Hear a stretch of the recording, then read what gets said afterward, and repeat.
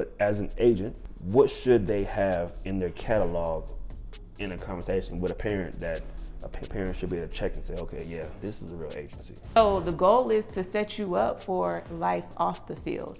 And most agents don't care about that. Yeah. They care about the bottom line when you're on the field and you lacing up those cleats. And so if I'm a parent, I'm looking at and I'm asking questions about what can you do for my child off the field?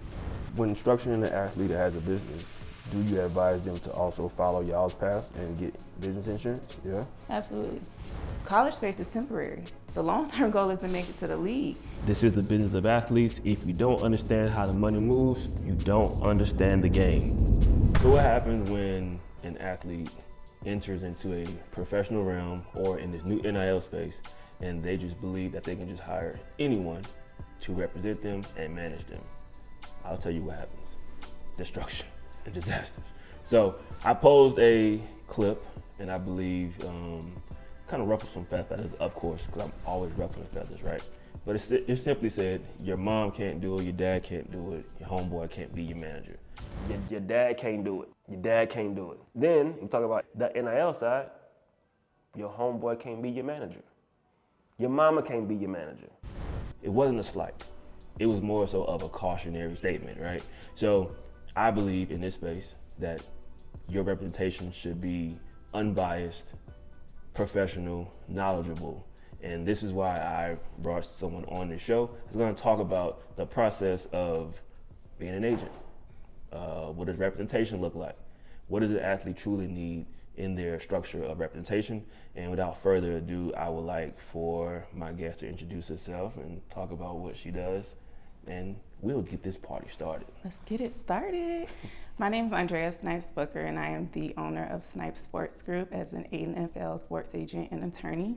At Snipes Sports Group, we are dedicated to helping athletes achieve excellence both on and off the field, and so that's through faith, family, and resilience. I'm looking forward to our chat today, Reggie. Man, that was smooth. I bet you can't do that again. I bet I can. You might have practiced that a little bit. You might I'll have be ready for my camera moment. Okay, I see you. So we, on this channel here, man, we talk a lot about athletes as businesses. Yes. And the business of athletes, which includes the people around them, Mm-hmm. right? One thing that is a buzzword lately has been agent, Yes. right? So you're an NFL sports agent, Yes, but there are some people who are NIL agents. correct. What is an NFL sports agent, and what are the requirements to actually become a NFL sports agent? Yeah, so NFL sports agent is the agent that represents you to help you get into the NFL. So once you become a junior and you're eligible to declare, we start from that point in the process. We can't sign you until your last game, and then we're able to officially sign you and help you through draft preparation. To become an NFL sports agent, you have to have a master's degree, pay $2,500 to register, and then non-refundable. And then you have to take a test. The test is you have a 2-day seminar. On the second day of the seminar, you take the exam. Now, if you wait to study for that exam at the seminar, you will fail. So you need to start preparing about a month or two beforehand, unless you're just really good at taking exams and crash course studying. But once you pass the exam, a lot of people don't know this, is you get your test results about 8 weeks later, and then you have to pay another $3,000 for your license. So you pay $1,500 to the NFLPA, and then you also pay $1,500 for your bond insurance. And a lot of people don't know that. They think the $2,500 up front, that's it. But no, it's about a $5,500 process to just get licensed. Non-refundable. Non-refundable. If you fail, you don't get that money you back. don't get the money back at all. You got to pay it again? To retake it, yes, you do. Jesus Christ. And once you fail it twice, you have to wait a certain amount of years to be able to retake it. So that would probably explain the influx of the NIL agents. Yes. Because there are no rules. There are no rules. It's not regulated, and most people, if they don't pass on the NFL side of things, the other way to get in is on the NIL side of things. So what are you learning as an NFL agent? What are you learning to do? Like, is it, how to get the most money? Is it how to get deals? Like what are you guys learning? So during the study process, you learn how to be an agent. So the collective bargaining agreement is one of the study materials, and for the exam, the NFLPA will send you an email that consists of a bunch of different study materials that you also need to review and utilize, and it's teaching you how to the salary cap, how they calculate those numbers, how the teams have their numbers and how your client will fit in those numbers. What an undrafted free agent is, what a priority free agent is, the rounds from round 1 to round 7, and what their salary pay will look like if they get drafted at this number within the draft or this round within the draft. So that's what you're learning. Basically, is the business of the NFL. Okay, so you're learning the business of the NFL, and you mentioned like how the team structures your salary cap and where you slot it at, right? How do you negotiate with a team if they already have it slotted? Well, I believe the negotiation really comes in when you make it to your second or third contract, because when you are a rookie, there's already standard numbers that, again, wherever you're drafted, wherever you fall, this is what you're going to get paid. Right. Unless you're like the first 10 picks in the draft, right? That they have a little bit more signing bonus negotiation wiggle room. But outside of that, this is where you got drafted, this is what we're paying, and that's really what you're going to get. So those agents who fail or don't pass, I ain't gonna say fail. Those who do not pass, reframing. Reframing, we love. Those who do not pass the NFL agent will convert over to the NIL agent side. Not a lot of rules, no structure, but you know how I look at things. They're blending the two. Yes. They're talking NIL and then they're talking the revenue share as a negotiation. I believe personally that there should be a separation, like agents who want to go and negotiate the revenue share contracts should know how to do it like a traditional NFL agent. But then you have those who do the NIL. What is your take on NIL negotiations from an agent, like getting brand deals, marketing deals?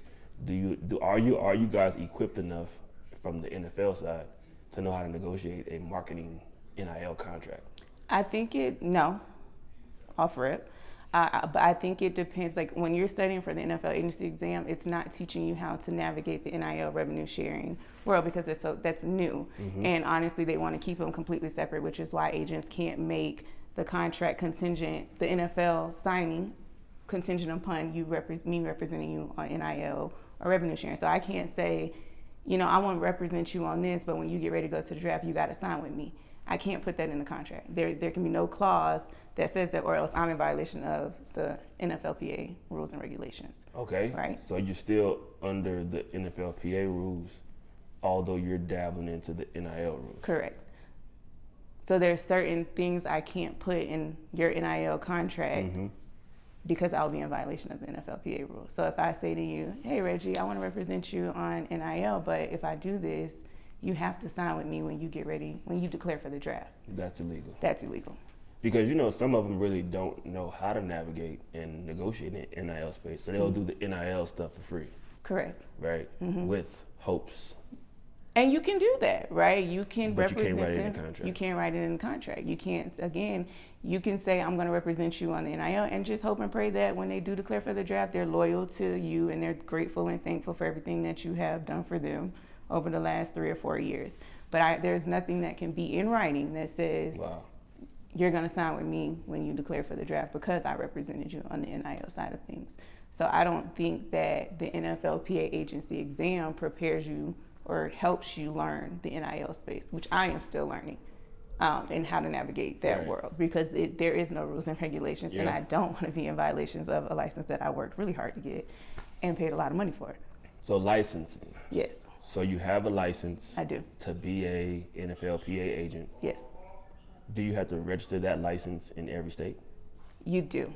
You have to register in every state to represent players. So Florida, I would have to register as an NFL agent in Florida. I would have to register in West Virginia, in Alabama. So wherever I'm recruiting, I need to be registered in that wherever state. You're recruiting? Yes. So not where you're trying, like, I'm going to sign my player to Dallas. No. I don't have to be licensed in Dallas, no.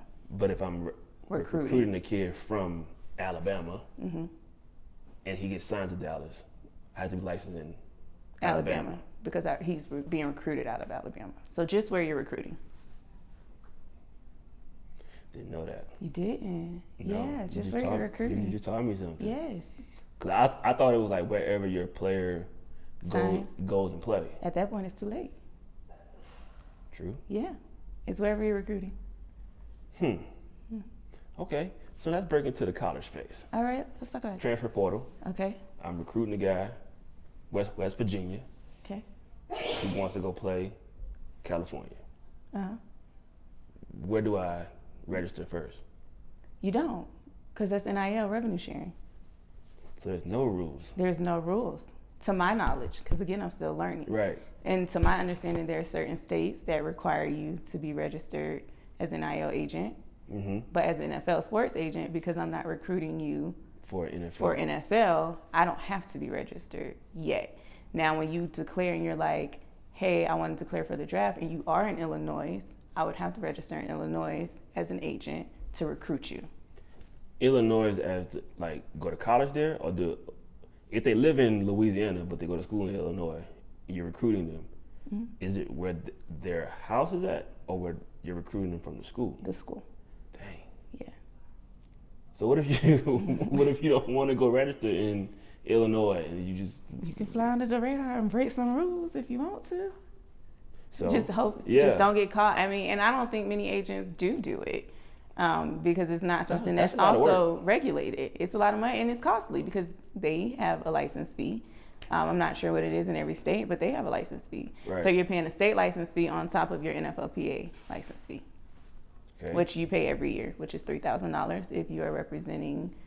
It's $3,000 in the sense of you have your insurance, Mm-hmm. and then the fee you pay to the NFLPA. So you pay your $2,500 if you're representing 10 or less, plus your $1,500 to the insurance, and if you're 10 or more, it's $3,000, and then the $1,500 insurance. Okay, so I'm starting to understand some of the pitfalls in the NIL space. Yes. Like just off that alone, Okay.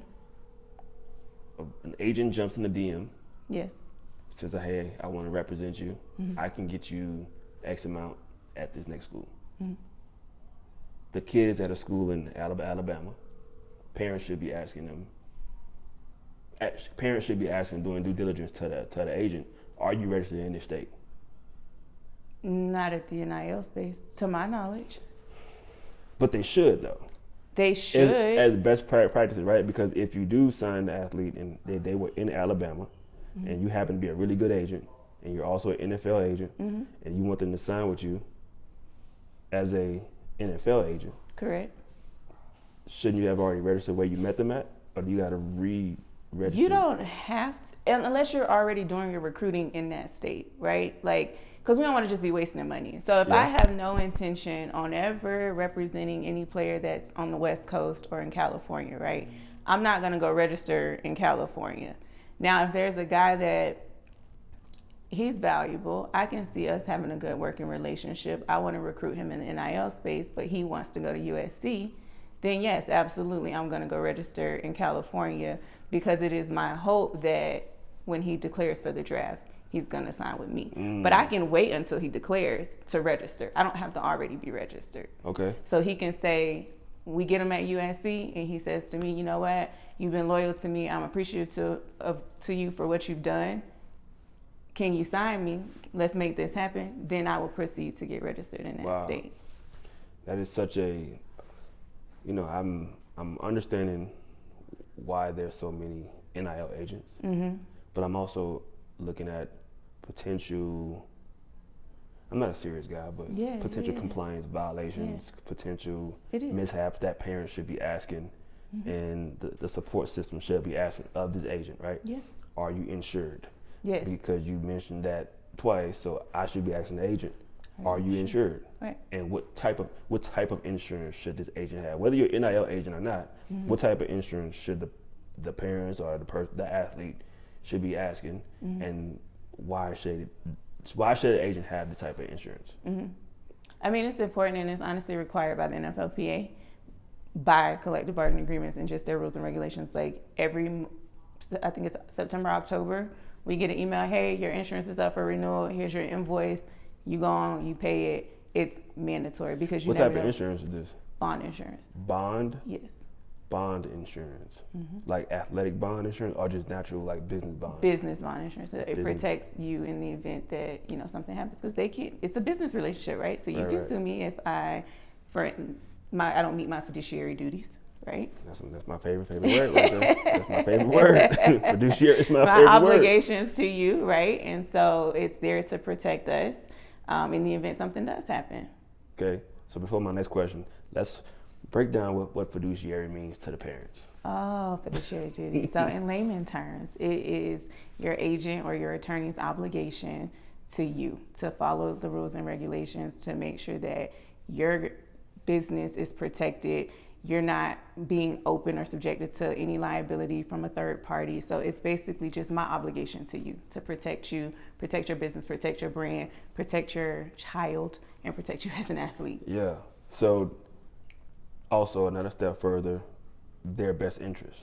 Best interest. So if an athlete says, hey, I want to be at this program, and you're saying, I can get you over this program for more money, fiduciary, you're supposed to have him going to where he believes he wants to be. Yes. Not where you can get the biggest dollar. Correct. So I've always heard from the agent realm that your job is to get the most money for your athlete. But then you also have to do what's in their best interest. Yes. So how do you sort of? Yeah. So how does that work? Like, all right, you really should be here because I know your history and your story and your journey. But I really want to get you paid. Right. So how would you handle that situation? I think having open conversation and communication, right? Don't hide the ball, and also just knowing your client and what's best, giving them all options, lay it out. This is what it looks like, and this is my recommendation. At the end of the day, it's your decision, right? You got to choose what's best for you, what's best for your family. If you have children, everybody's circumstances is different. But again, what are your principles? What are your values? What do you value most? Do you value a healthy environment over money, or do you value money over that? And so I think it just aligns with your principles and your values, and I'm gonna support whatever you decide, right? Again, my job is to advise. We're called advisors, right? Everyone says agent, but we're certified NFLPA advisors, right? So it's my job to advise you on your options, and then whichever one you choose, I help you navigate it from there. NFLPA advisors. Advisors. Giving advice. Yes. Not telling you what to do. So what's an agent? What's an agent? Yeah.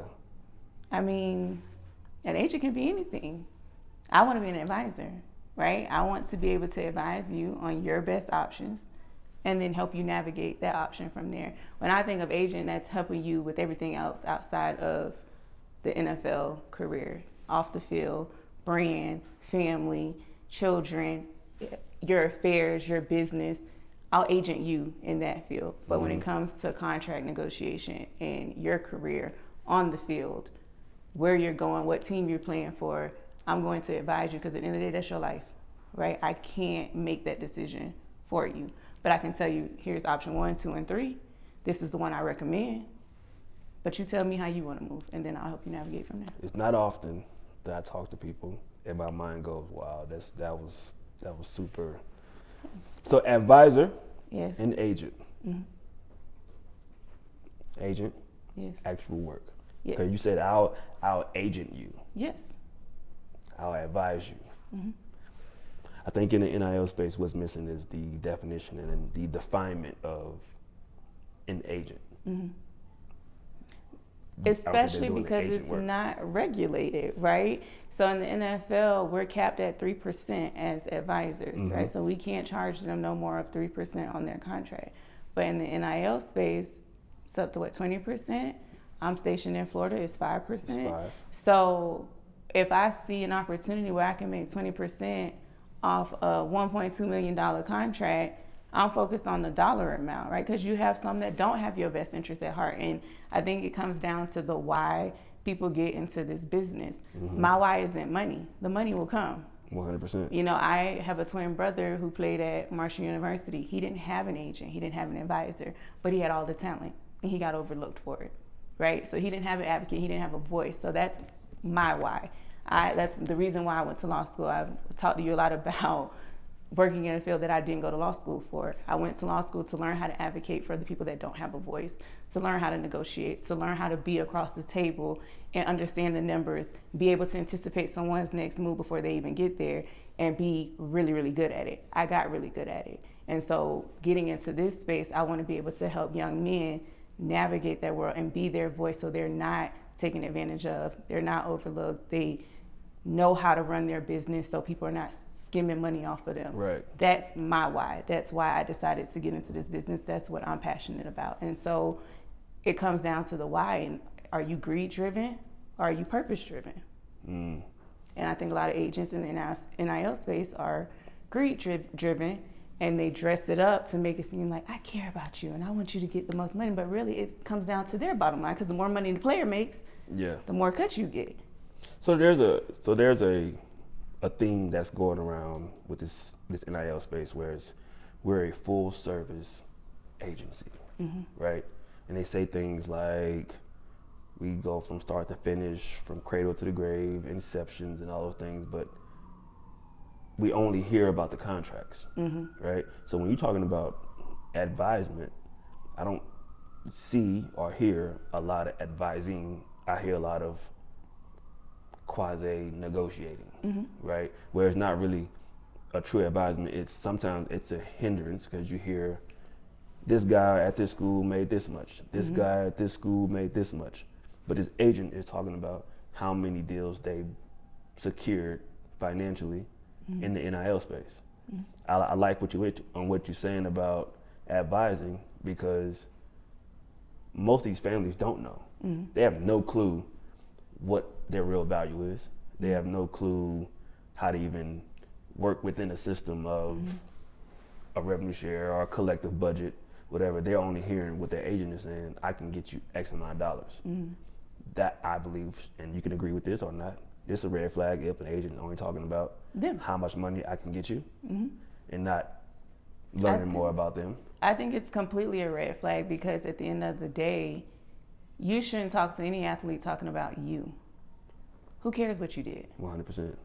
That's not the conversation that needs to be had. You need to be learning about the player, their family, the environment they grew up in, and what drives and motivates them. What is their purpose? What is their why? I don't care what you got for Joe, because Joe not me. Right? And so I think a lot of families get lost in that because they hear the numbers, and that's why I say, are you purpose driven or are you money driven? Because if you're money driven, you're gonna fall for that.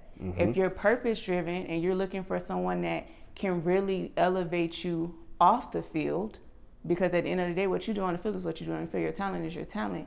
But elevate you off the field, you're gonna look for things like, okay, how can you help me establish an LLC?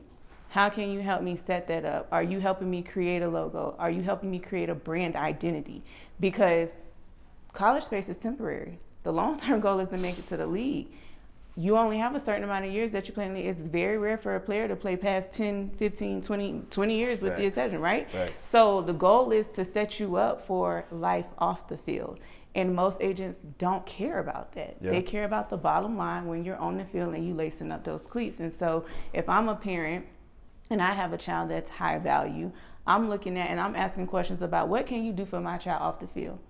Brand endorsements when it comes to the NIL space, right? Because I just learned that there's a difference between NIL and revenue sharing. So how can you help them get brand endorsements? How can you increase their value? How can you get them on platforms that's going to bring more awareness to what they're doing? If they want to establish a foundation, do you have connections with someone that can help them set up a 501c3 so they can host youth camps back in their community and give back to the community if that's important to them? If you're not asking those questions, you don't care about what that player wants. You care about your bottom line. Because a player may be interested in all those things, but you won't know because you're too busy telling them what you did for Joe. To lure him in. To lure him in. I can get you something. So you can get your 20%. So there's so the 501c3 thing, the 501c3 thing, I think a lot of parents want their athlete to have some sort of a foundation and all those things, but people aren't setting them up correctly. And these agencies are saying that they can do things for you off the field, but they don't even have a book of business of any work that they've done off the field. When I'm approached with an athlete or I talk about with an agent, I talk about how they should be working, it's things like that. What can you do for me off the field? And not guaranteeing dollars, but literally, what can you do for me off the field? Right? You know, are you gonna help me with my first home? You know, help me with my first rental property. You know, you gonna help me. Like, these are the things you should be doing from an advisor standpoint, but as an agent, what should they have in their catalog in a conversation with a parent that a parent should be able to check and say, okay, yeah, this is a real agency? What are some of those things? I will say, one, a mission. What is your mission? And then being able to identify if your principles and your values align with that agency's mission, first and foremost. And then second, what is their history? Like, what have you done? For instance, I have no established players in the NFL right now, right?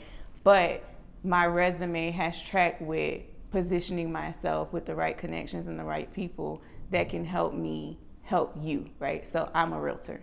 I have access to unlimited amount of realtors through my brokerage, right, that have 20 years plus in the game. So if you looking to expand your real estate portfolio, I can connect you with my broker because she's been in the business for 20 years, right? I have a really good friend who is a rental property investor who will give out advice. He also sets up LLCs.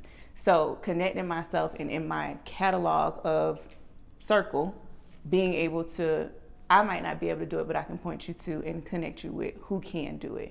I do have a person in my circle that works and trains for media training, teaches you how to speak to the public, how to answer certain questions, how to act when you're in public.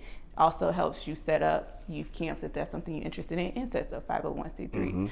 So being able to, because every agent isn't going to do everything. That's not our role, right? You call us, we pick up the phone. If we are able to help, we do it if we have that experience. But if not, we're going to connect you with the person that, I don't do it for a living, but I have say you need an accountant. I know CPAs, here's 3 options.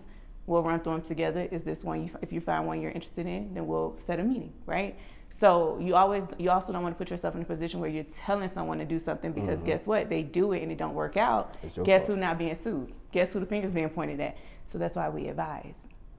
I don't tell you anything, but I'm advising, here's 3 different brokerages. Keller Williams, Align Right, Caldwell Banker. Yeah. We'll vet them, and then you tell me which one you think you want to go with, right? I'm advising you. And so I think that's what is important for an agent to have in their catalog. Is just people in their system that specialize. I specialize in NFL agency stuff. I don't specialize in accounting. I don't specialize in rental property investments. I can sell you a home. Right. But I can't teach you how to invest in properties and how to run a rental house or how to run an Airbnb. I know somebody that specializes in that. So being able to connect them with people that specialize in that field. So wow. I don't. So, you know, there's a parent watching and they're like, oh, that sounds nice. But ain't no money being talked. Right. So how would you get the parent to understand your services is not dollars and cents, but actions that leads to dollars and cents? I would say, that's a good question. How could I get them to understand that? Long term, right? You're living in the present. We're thinking about the future, right? And so being able to understand that it's not going to happen overnight and really explaining that to the parent, right? Because if they're in the NIL or revenue sharing space, they probably are making money, but how are we going to make sure that they don't blow through that money, right? And so using that money to their advantage to help them bring the vision to life that they have for themselves. So first, again, brand identity. I previously specialized in intellectual property, how to protect your brand so people can't just make merchandise and shirts and sell it, right? Yeah. So we protect your brand. We put it on merchandise, we sell it. We can license that to people that want to sell it, right? That's money coming in. If you want to get into rental property and investments, we take your NIL money and then we go help you get a rental property. You rent it out, that's money coming in. So helping them understand that this is not going to be an overnight success. It's going to be longevity, right? So you're making, it's called an investment in your future. Yeah. And so they have to buy into that. If they don't buy into that and they're looking for right now, it's never going to work. So on this show, man, we talk about the business of athletes, right? And we want to give advice and information and structure, right? So you mentioned intellectual property. Yes. Which is IP for short. Yes, it is. For all the smart, savvy law people. But you are a lawyer. I am. But you're also an attorney. Yes. Explain the difference to the people. Between a lawyer and an attorney? Lawyer and attorney. So I'm actually no longer a lawyer. I was a lawyer when I graduated law school. So when you graduate law school, you are a lawyer. When you sit and pass the bar exam, which is the test that they give everyone after law school, you become an attorney. So that's the distinction. So I've passed the bar in Florida and New York. So I'm an attorney in Florida as well as New York. So I can practice in both jurisdictions. So you mean to tell me you are a NFL sports advisor? Yes. And you're no longer a lawyer? No, I'm an attorney. I have more obligations and back to those fiduciary duties. Fiduciary. As an attorney. Attorneys can be sued for malpractice. Attorneys don't need supervisors. Lawyers need supervisors. They need an attorney to supervise them. And then that attorney is liable for anything that a lawyer does. Wow. So I'm liable in my own right as an attorney. If you're not barred by any jurisdiction, so you don't have a license with any court, you can't sign legal documents that are submitted to the court. So there are certain things that attorneys can do that lawyers can't. So contracts, right? So NIL is licensing contracts, it's licensing agreements, it's revenue share, it's a licensing agreement. Can a lawyer sign that? Yes. Yes? Yes. Okay.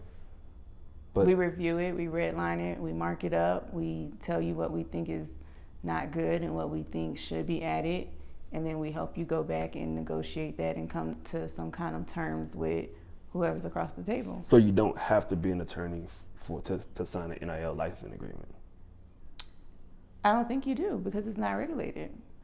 You don't, and you don't have to be an attorney to be an NFL sports agent. You just have to have a master's degree. But if you're reading the contracts, shouldn't you?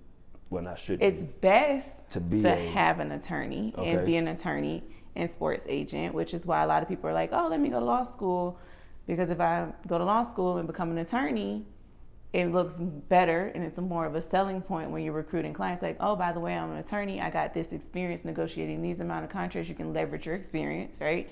Whereas people who are not attorneys, they don't necessarily have that experience. Like what I did when I first came out of law school was transactional work. So read contracts, redline them, mark them up. Then I went into litigation. Litigation taught me how to mediate cases. So negotiating settlements with insurance companies. So I can leverage that experience when I'm sitting across from an NIL or at the college negotiating NIL deals or NFL contracts. Yeah. If you're not an attorney, you're probably necessarily not going to have that experience unless you voluntarily went and got it. Like, let me go take some negotiation classes or let me read a negotiation book. So you are self-teaching yourself. So can anybody read a contract, redline it, mark it up, send in revisions on your behalf? Anyone can do it if you give them permission to do it. So they don't have to be legally expert. No. You just say, hey, let me send this contract to my homeboy, and he gonna read it and he can do it if you allow him to. Now, is that the best advice? Absolutely not. I mean, it's affordable. It's affordable, but it can also cost you and be expensive. If it can cost you money if there are certain things they don't know about. Think about even in the NFL space, there's athletes now shying away from having NFL agents represent them on the second and third contract. They have their mothers representing them or they're representing themselves, right? Because they're starting to find out I can educate myself, go read the collective bargaining agreement myself and learn how to negotiate certain incentives on my behalf of myself and keep my 3%. Right. So anyone can do it for you. It's just a matter of, do you trust that person? Did they educate themselves to be able to have the knowledge when they're sitting at the table, so they're not getting over on your behalf? Yeah. But it's just not recommended. So I think there's always good intentions for the video we kind of referencing is your homeboy being your agent. Mom wants to be your manager. Dad wants to be involved.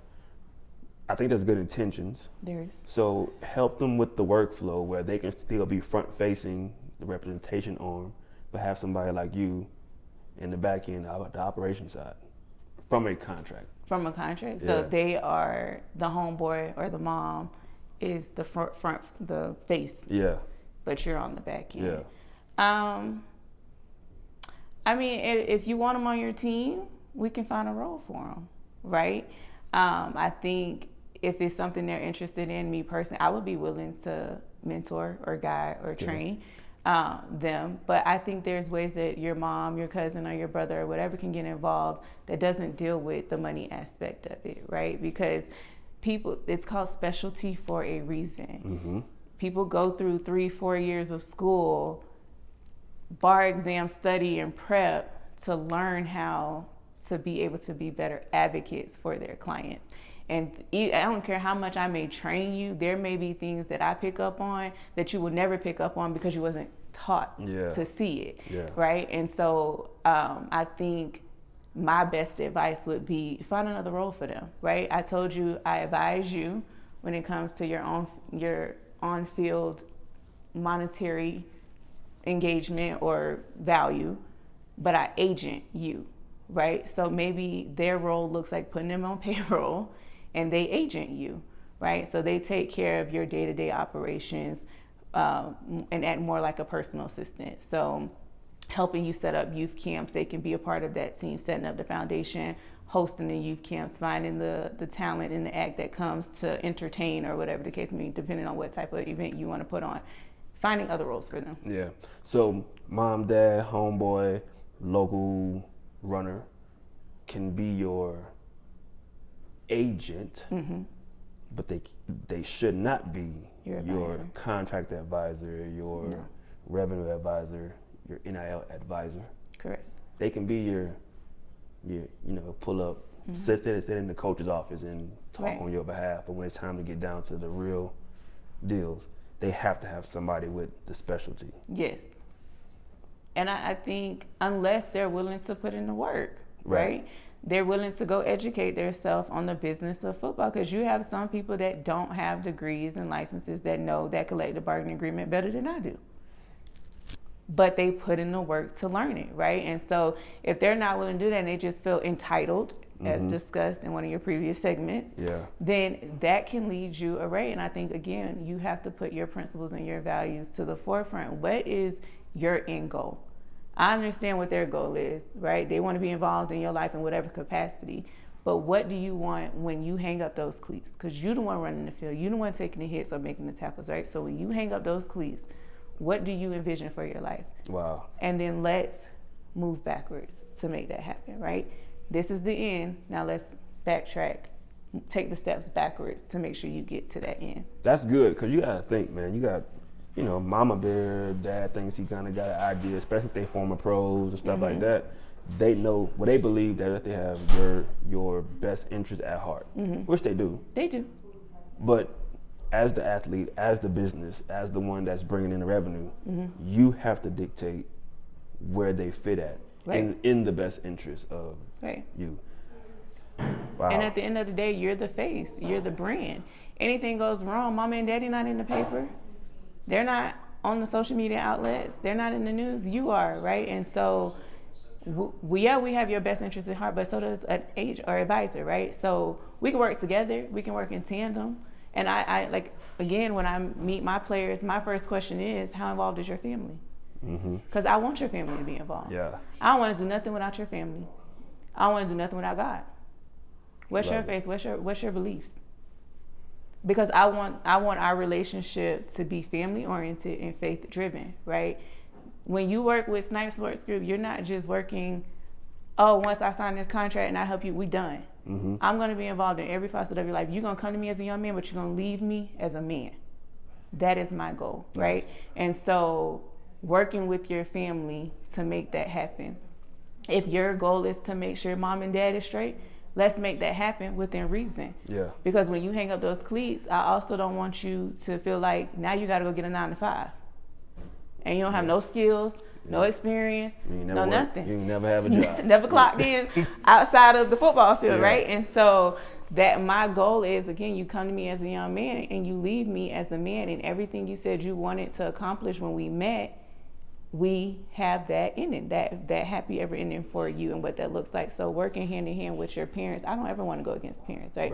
But I will let you know this is your role, and keep them, like in your previous statement, keep them separate. Athlete identity versus individual identity, right? And so if your son or your daughter, your son in this particular instance comes to you and they say, I need you to take a back seat, respect that. Enablement and empowerment. Correct. Nice. Okay, so we can always talk about what's not working, what's wrong, stuff like that. Advise a parent on your day-to-day on why should they even go and part ways with a percentage of their athlete business income. What are you doing to even earn your money? Because not just contracts. Although people think you're just out here just doing contracts. What are some of like the things you're doing on To behalf earn my money? Yeah. I will say again, helping you become your business, right? So from inception, let's set you up an LLC. I know how to do that. All right, what is your logo? Let's trademark that, protect it. Now we find ways to monetize off of that. So constantly figuring out ways to increase your value off the field. Because what you're doing on the field, I have no control over. 100%. If you show up to practice, you show up to practice. If you don't, you don't. If you show up and you perform on game day, you do it. If you don't, you don't. I have no control over that. But what I do have control over is everything off the field, trying to help you get brand endorsements, especially if you are a marketable player, right? And I believe every player can be marketable. It's just 100%. finding their niche Yeah. and getting people to buy into that, right? So that's what I would be working on day to day is let's protect you, because when you have a LLC, people can now, it separates you from liability, right? 100%. People can't sue you individually. They got to go after the business, right? So now you're not personally liable. And you have some people that are targeted, like you're an athlete and I know you're an athlete, so now I'm gonna target you, right? So then I can sue you and get paid, right? We want to protect you in all facets of that. And so building your brand, helping you create your business, and then what do you see yourself going from there, right? The focus is the end goal. Yeah. So if your end goal is, when I finish, I want to become a sports analyst.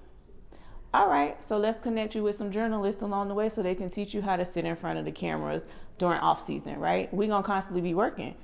We're gonna connect you with the right people so you can learn the business, learn the trade. So when you do put up those cleats, you're not sitting in front of the TV like you ain't never talked to nobody before. Right. You know how to have a conversation, you know how to answer questions, you know poise, you know business etiquette. So making sure that you learn all of those tools and having those resources to get to your end goal, whatever that looks like for you. So I'm gonna listen to that first, and then help you navigate getting there. So when structuring the athlete as a business, do you advise them to also follow y'all's path and get business insurance? Absolutely. Yeah? Absolutely. And honestly, I kind of told with learning or leaning into protecting athletes during the draft process. Because there's been situations where athletes have entered the draft process and they're training and they get injured. They go to Senior Bowl, they get injured. They go to the East or West Shrine Bowl, they get injured. And now you're not draftable because no one wants to draft an injured player. So now you sit out a year and you're still not draftable because you didn't heal correctly. So now you got to go to the CFL.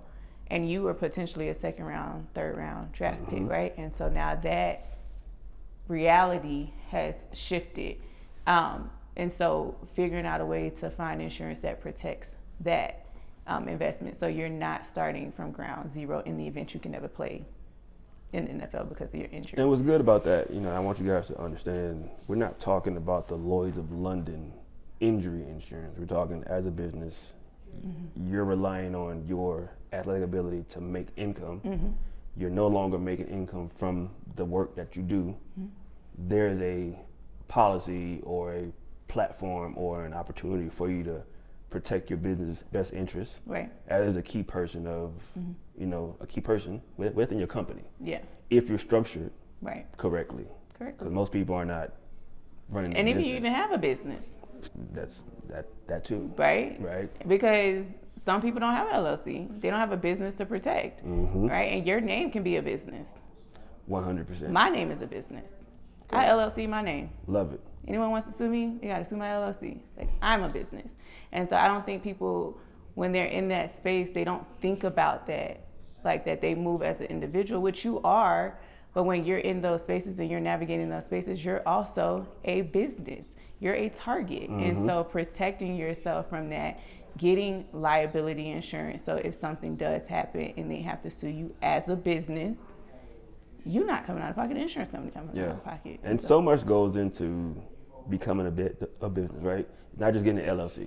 It's not just, oh, I got an LLC, I got a bank account, I'm a business. Yeah. Right? There's so many things. So I know when you talk about athletes becoming a business, everybody says, oh, get an LLC and get an EIN and get a bank account. That's like, it's like step one. Right. Maybe high school, but how you structuring it, how you set it up, who are your members, all these things matter in setting up. Are you a C Corp, are you a S Corp, right? All those things matter. And those are buzzwords that are being thrown around without the education or advisement. So I want to wrap this up, honestly, just from a standpoint of walk a parent through what's it like to enter into Snipes Sports Group. What's it like? What's it's the process? Pure bliss. No, we would sit down, me with the parents and the athlete and my team, and discuss what they are looking for. Because my interest is, I have a pamphlet I can give it to you. You can go and look at my resume and see what I've done. It's not about what I've done. It's about what you are wanting to do. What do you need from me? Because I want to make sure that my services are tailored to that individual athlete. Again, every athlete is different. So what one needs, the other one may not need. And so going through what that looks like, understanding and learning what drives them, what motivates them. And again, what do the parents, what does your best interest look like for your child? Because what you think it is different for me, right? And so getting us on the same page, and once we are on the same page and we feel like it aligns in faith, it aligns in just relationship-wise, okay, now we sign an agreement. If this is a space where we're entering into NIL revenue sharing, like it's a high school going to college or college entering the transfer portal, we'll discuss that agreement because that's a lot different than NIL space. And then at that point, I'm not even talking about NFL because the goal is to build a relationship. I want to know you. I want us to become family, right? And then when we do get to the point of you entering the draft, if you feel like I'm still a fan, we're going to sit back down and we're going to have a conversation. I'm not just going to assume because I represented you for the last 3-4 years. It's automatic. Well, I'm assigned. No, we're going to sit back down and act like the last 3-4 years didn't happen. Now we're entering to the next level. This is a new stage of life for you, for your family. What does that look like? Because each stage is different. People grow. We may grow apart, and that's okay. How can I help you navigate finding another agent that will work for you in that next stage, right? Because at the end of the day, once you become family with me, I want what's best for you, whatever that looks like, even if it's not with me, right? But I want to make sure the next person you go to is going to take care of you. And that's how I've always operated in my personal life and in my professional life. And so rehabbing that conversation, understanding now what do you need in that next step. And then we discuss the percentage, what that looks like, and then we sign a contract. And then love it. Next step is NFL.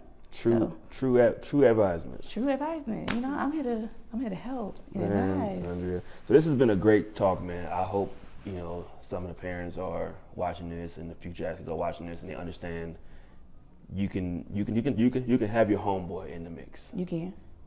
We want them in the mix. With structure. With structure. And I also want them to understand too that everybody can't go with you. Everybody can't.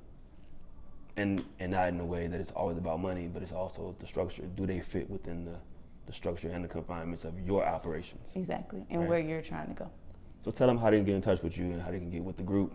Yes, so to get in contact with Snipes Sports Group, you can find us on Instagram at Snipes Sports Group. Me personally, my Instagram is Andrea Snipes Booker, LinkedIn, Andrea Snipes Booker, and I also have a website, which is andreasnipesbooker.com. Thank you. If you want my number, 941-320-4526. Wow, she gave out a number. This I did. Is crazy. Or you serious with it? I'm serious. Call me. We should call her. We can do a consult. Only about real stuff, though. On the house. Hey, consults. Get to it. Like, comment, and subscribe. This is the business of athletes. If you don't understand how the money moves, you don't understand the game.